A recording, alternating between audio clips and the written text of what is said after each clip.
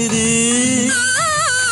கள்ளொரு பக்கம் தேனொரு பக்கம் உள்ளூர நீராடுது.